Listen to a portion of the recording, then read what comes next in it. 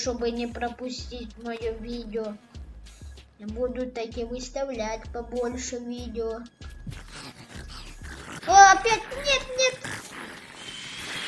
Нет, мне не надо, ты олень. У него хороший. Вот этот фонарик хороший. Шо?